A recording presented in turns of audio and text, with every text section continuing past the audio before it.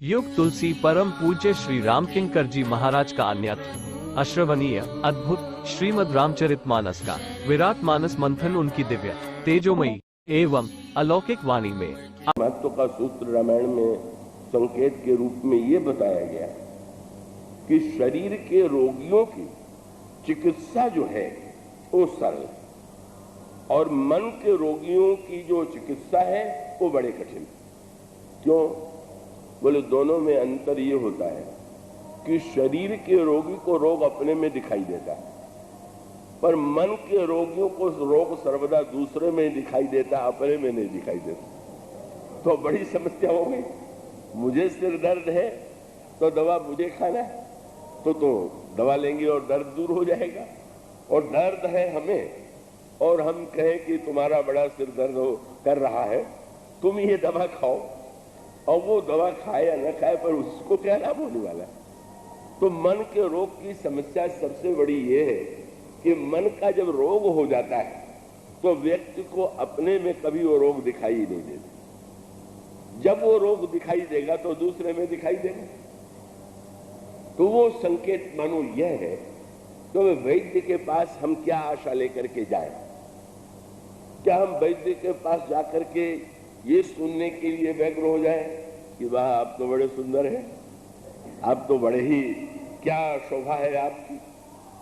उसका कार्य, हम भले ही सुंदर हो, आप भले ही सुंदर हो, वैद्य देख रहा है, पर उसके पास जब हम गए हैं तो अपने दोषों का ज्ञान, रोग का ज्ञान माने दोष का ज्ञान, तो ठीक यही गुरु जो है अगर वैद्य है, संत अगर वैद्य है, तो फिर वही प्रश्न है कि हम कौन सा उद्देश्य लेकर के उसके पास जाते हैं। तो अगर संत और गुरु के बाद पास भी हम प्रशंसा ही प्रशंसा सुनने के लिए जाएं, प्रशंसा भी संत करते हैं, वो ठीक, गुरु प्रशंसा भी करते हैं, पर वो तो उसके पीछे उद्देश्य होता है। जब वो प्रशंसा करते हैं तो उनका उद्देश्य क्या होता है, और जब वो दोषों को बताते हैं तो उनका उद्देश्य क्या होता है। दोनों को का यही संत के, सदगुरु का या वैद्य की भूमिका है। और इसीलिए संकेत के रूप में ये बात आती है कि हनुमान जी को प्रभु ने लंका में क्यों भेजा? का हनुमान जी भगवान शंकर के अवतार है। रावण जो है अपने आप को भगवान शंकर का शिष्य घोषित करता है, तो प्रभु ने अपने जाने से पहले वैद्य जी को भेजा। बोले आपका चेला बीमार पड़ गया है, जरा दवा ववा कीजिए, ठीक हो जाए तो अच्छा है, नहीं तो फिर तो मुझे शल्य चिकित्सा, ऑपरेशन करना ही पड़ेगा। जब दवा से काम नहीं बनता है तो ऑपरेशन करना पड़ता है। तो हनुमान जी पहुंच गए, और पहुंच गए तो कल जो चर्चा चल रही थी, इतने उदार के हाथ जोड़े खड़े हो गए और रावण का रोग भी बता दिया, रावण को कि वो पथ्य भी बता दिया और रावण को दवा भी बता दिया। बस एक ही दोहे में निदान कर दिया उन्होंने। रावण को देखा और कह दिया, मैं समझ गया, ये जितने रोग तुम्हें हुए हैं उसके मूल में मोह ही मूल कारण है। अब रामायण की आध्यात्मिक भाषा है कि मोह सकल व्याधिन कर मूला, मोह ही समस्त व्याधियों का मूल है। तो उनका मोह जो है वो तुम्हारा मोह ही के द्वारा ये अन्य जितने रोगों के लक्षण हैं वो मोह के लाए। और फिर कहा कि मैं दवा तो दे रहा हूं पर थोड़ा पथ्य बता रहा। तो पथ्य बताने वाले भी दो प्रकार के वैद्य होते हैं। कुछ वैद्य तो इतना कठिन पथ्य बता देते हैं कि बेचारा घबरा जाता है कि अब हम करें तो क्या करें।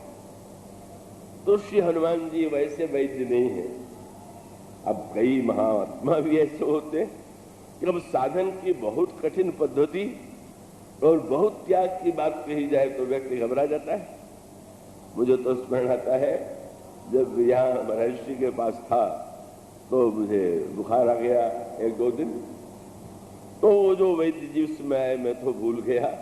वो वैद्य जी आए तो उन्होंने कहा कि पहला काम तो कीजिए कि भोजन बंद कर दीजिए। उन्होंने कहा कम से कम 3 दिन तक भोजन मत कीजिए। तो वो, अब मुझे तो लगा कि बड़ी समस्या है, पर महाराज ऋषि ने धीरे से बुला के कहा कि तुम थोड़ा भोजन तो कर ही लो। और साथ साथ उन्होंने हंस करके कहा कि मैं भी जब बीमार पड़ता था तो वैद्य आकर के कहते थे कि कुछ मत खाओ, लेकिन माँ मुझे धीरे से खिला देती थी, तो मैं भी तुम्हें खिला दूं तो तुम घबराना नहीं, वो कोई हानि नहीं होगी। तो वही वात्सल्य, ओ सचमुच वो तो स्वस्थता, कोई अस्वस्थता नहीं बढ़ी। तो मन उदारता की वृत्ति थी कि अब भाई बिल्कुल भूखा कैसे एक बालक को रहने दिया जाए। तो हनुमान जी बड़े उदार, कहने लगे कि भाई अब अगर हम ये कह दें कि तुम पूरा अभिमान ही छोड़ दो, तो मैं जानता हूं कि अब वो तो तुम्हारे लिए संभव नहीं है, तो हम तो थोड़ा सा पथ बताते हैं। क्या? बोले मोह मूल बहुशूल प्रद त्याग तम अभिमान। सतोगुणी अभिमान भी रहने दो।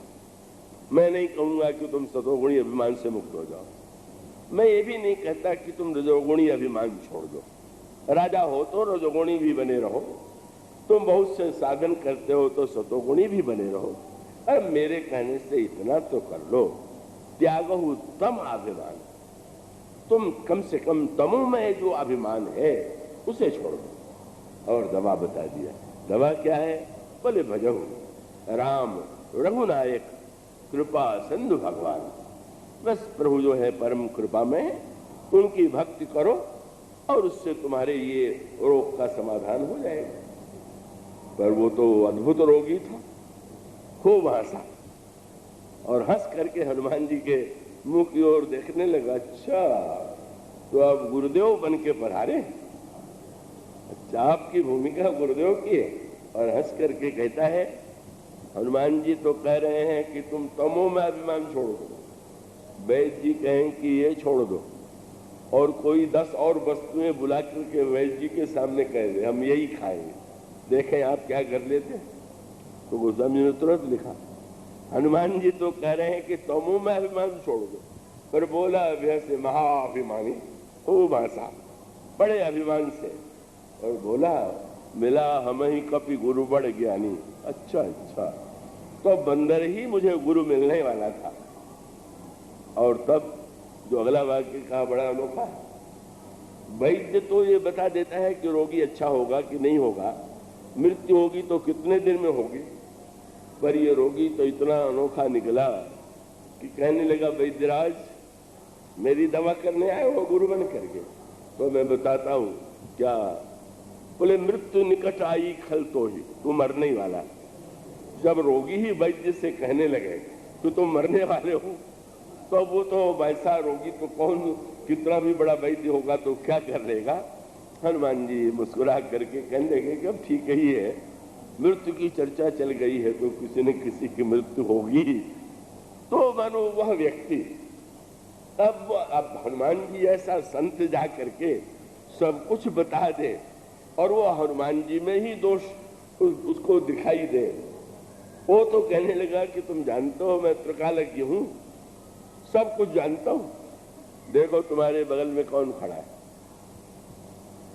देखो तुम्हारे बगल में मृत्यु खड़ी है कि नहीं खड़ी। मृत्यु निकट आई खल को। हनुमान जी ने देखा तो सचमुच मृत्यु खड़ी थी। हनुमान जी ने हंस करके कहा, तुमने मृत्यु को कोई देख नहीं पाता पर तुमने देख लिया, लेकिन देख तो लिया पर ये किसको खाने के लिए खड़ी है ये शायद तुम नहीं देख पा रहे हो। भाई मृत्यु तो इसलिए खड़ी थी कि हनुमान जी शंकरावतार है, मृत्यु तो उनकी सेविका है, तो मृत्यु तो सेविका के रूप में खड़ी थी कि रावण को अभी खाना है कि बाद में खाना है। पर वो रावण जैसा कोई अभिमान से ग्रस्त व्यक्ति हो जो अपने में दोष ही स्वीकार न करे, पथ ही न स्वीकार करे, तो कितना भी बड़ा संत हो तो क्या लाभ होने वाला है। तो संत वह है जो गुण का अभिमान भी दूर कर देता है